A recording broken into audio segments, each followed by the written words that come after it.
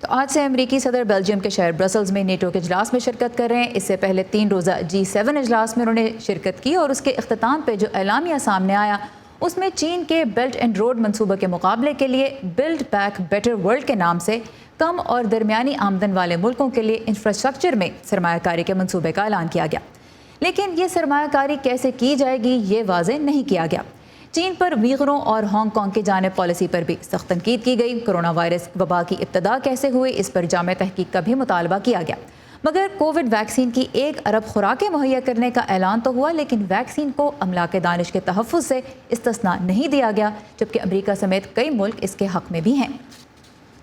تو کیا امریکی صدر کے اس دورے سے یورپ اور امریکہ کے تعلقات میں ایک نیا باب شروع ہوا ہے، اور دنیا کے دیگر ملکوں کے عوام کے لیے یہ کتنا اہم ہے؟ اسی بارے میں ہم بات کریں گے institute for global policy and understanding سے منسلک تجزیہ کار کامران بخاری سے۔ کامران، بہت شکریہ ویو 360 میں شرکت کا۔ بہت کہا جا رہا تھا کہ ایک نئی ٹون سیٹ کی جائے گی، سب سے پہلے تو یہ بتائیے کہ یہ نئی ٹون کیوں اہم ہے، اور اب تک کی جو سرگرمیاں ہوئی ہیں کیا ان سے یہ مقصد حاصل ہوا ہے؟ کس حد تک حاصل ہوا ہے اگر ممکن ہوا ہے تو؟ جی سارا، پبلک ریلیشنز کے حوالے سے اگر دیکھا جائے تو ظاہر ہے یہ بہت اہم ہے بائیڈن انتظامیہ کے لیے۔ بائیڈن وائٹ ہاؤس جو ہے شروع سے یہ بتانا چاہ رہا تھا کہ وہ کس طریقے سے بہت زیادہ مختلف ہے ٹرمپ انتظامیہ میں، اور یہ ایک ایسا ایشو ہے کہ جہاں پر وہ فرق بتا سکتا تھا اور بہت جلد بتا سکتا تھا۔ یعنی کہ یہ جو ہدف تھا کہ بائیڈن انتظامیہ کی جو ساکھ ہے وہ عالمی برادری میں وہ بہت بہتر ہے، اور اس کا جو لین دین ہوگا وہ ٹرمپ انتظامیہ سے بہت مختلف ہوگا، اور اس کا مقصد یہ ہوتا ہے کہ اندرون ملک یہ باور کرایا جائے کہ دیکھیں، نہ صرف جو ہے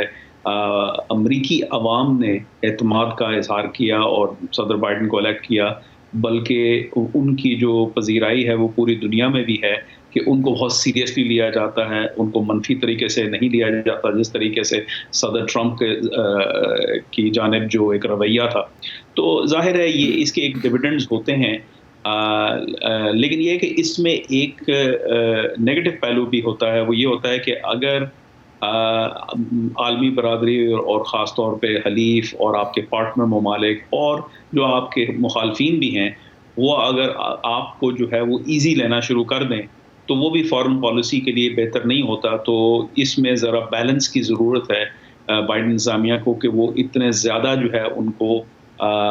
پازیٹیولی نہ لیا جائے کہ ان کو یہ سمجھا جائے کہ ان سے تو ہم کسی قسم کا بھی کام کروا سکتے، کچھ بھی منوایا جا سکتا ہے۔ تو ایک بہت باریک لائن ہے جس کے اوپر ٹریڈ کرنا ہے، جس کے اوپر چلنا ہے۔ چین اور روس دونوں کو ہی امریکہ اور یورپ کے بڑے حریفوں کے طور پہ دیکھا جاتا ہے۔ چین کی بات کرتے ہیں کیونکہ اعلامیہ جو G7 کا سامنے آیا اس میں خاص طور پہ چین کا بہت ذکر کیا گیا۔ جواب میں چین نے یہ پہلے ہی کہہ دیا، اتوار کو کہہ دیا کہ وہ وقت چلا گیا جب دنیا کے چند ملکوں کا ایک چھوٹا سا گروپ دنیا کے بارے میں فیصلے کرتا تھا۔ اب چین کی بہت سے یورپی ملکوں میں بھی سرمایہ کاری ہے، تو اس کے مقابلے میں یورپ اور امریکہ نے جس منصوبے کی کم از کم اعلان کیا ہے اس کی بہت زیادہ ڈیٹیلز تو نہیں دی۔ یہ کتنا بڑا گیم چینجر ہو سکتا ہے؟ جہاں تک تو چینی اسٹیٹمنٹ کا تعلق ہے تو میں سمجھتا ہوں کہ وہ کچھ تھوڑی سی ایگزیجریشن کا، کہ میں یوں کہوں گا اچھی خاصی ایگزیجریشن کا مظاہرہ کر رہے ہیں۔ چین ہمیشہ سے جو ہے وہ سلامتی کونسل کا حصہ رہا ہے، تو یہ جو چند ممالک جو ہے جو فیصلہ کر رہے تھے ان میں چین بھی شامل تھا، تو یہ پروپیگنڈا ویلیو ہوتی ہے ان چیزوں کی، لیکن اصل حقیقت سے یہ دور ہوتے ہیں۔ جہاں تک جو ہے G7 کا جو گروپ ہے اور چائنا سے لے کر ان کو جو نئی اسٹریٹجی ترتیب دینی ہے وہ بہت مخصوص ہے۔ چائنا کے پاس جو ہے ہارڈ کیش جو ہے گزشتہ کئی سالوں میں بہت زیادہ آیا ہے، جس وجہ سے وہ اس کو بین الاقوامی طور پہ جو ہے ڈپلوائے کر رہا ہے، قرضوں کی صورت میں، انفراسٹرکچر پروجیکٹس کی صورت میں۔ بیلٹ اینڈ روڈ انیشیٹو کا ہم نے جو ہے بہت ذکر سنا ہے اور اس کے اوپر بہت کام بھی ہو رہا ہے۔ تو ظاہر ہے جو ہے اس کے ساتھ پھر مغربی ممالک اور عالمی برادری کے جو دیگر پلیئرز ہیں ان میں یہ چیز یہ خدشہ پایا جاتا ہے کہ کیا جو ہے پھر جو انٹرنیشنل رولز بیسڈ آرڈر ہے، جو جمہوریت ہے، ہیومن رائٹس کا جو ایک نارم ہے، اس کو کس حد تک نقصان پہنچ سکتا ہے کہ اگر ملک جو ہے پیسے کے ذریعے چین جیسا ملک جو کہ ایک آمرانہ جو ہے سسٹم پہ چل رہا ہے، وہ کس طریقے سے جو ہے جو مغربی اور جو انٹرنیشنل کمیونٹی کا ایک بنا بنایا جو نظام ہے اس کو کس حد تک جو ہے وہ نقصان پہنچا سکتا ہے۔ تو ظاہر ہے پھر اس کی پلاننگ کی ضرورت ہے۔ ٹھیک ہے، اور ایک آخر میں اب نیٹو کا جو اجلاس ہے وہ آج اور کل ہو رہا ہے، اور صدر بائیڈن نے اجلاس سے پہلے ہی جب نیٹو کے سیکرٹری جنرل سے ملاقات کی تو یہ کہا کہ یہ اتحاد بہت اہم ہے، وچ از بینگ سین کہ جو پچھلی انتظامیہ تھی ٹرمپ انتظامیہ، ان کا بہت مختلف اس پہ بیانیہ تھا. صدر ٹرمپ نے یہاں تک کہا تھا کہ پتہ نہیں یہ اتحاد اب اہم ہے بھی یا نہیں، تو یہ بھی ہم نے دیکھا کہ ایک بہت مختلف پیغام ان کی طرف سے آیا. اب نیٹو کے اجلاس میں اتحاد کے اسٹریٹجک کانسیپٹ میں نئی تبدیلیوں پہ غور ہوگا، اور صدر ٹرمپ کے دور میں اتحاد نے اس پہ بحث کرنے سے گریز کیا تھا. تو کس قسم کی توقعات آپ سمجھتے ہیں کہ نیٹو کو امریکہ سے ہیں اس وقت؟ دیکھیں، میں سمجھتا ہوں کہ اس میں آپٹکس اور اس میں جو جہاں تک بیانات اور اگین پبلک ریلیشنز کا تعلق ہے اس میں تو بہت فرق آیا ہے، لیکن جو مشکلات درکار تھیں صدر ڈونلڈ ٹرمپ کو وہی صدر جو بائیڈن کو بھی ہوں گی. اور وہ جو سب سے بڑی مشکل وہ یہ ہے کہ امریکہ جو ہے وہ بہت ہیوی لفٹنگ کرنی پڑتی ہے اس کو، اور جو بوجھ ہے عسکری اور جو ہے مالی دنیا کو مینج کرنے کا وہ امریکہ کے ذمہ آ جاتا ہے. تو ظاہر ہے صدر جو بائیڈن اس زبان میں اس طریقے سے اس چیز کو آگے لے کے نہیں چلیں گے جس طریقے سے صدر ٹرمپ لے رہے تھے،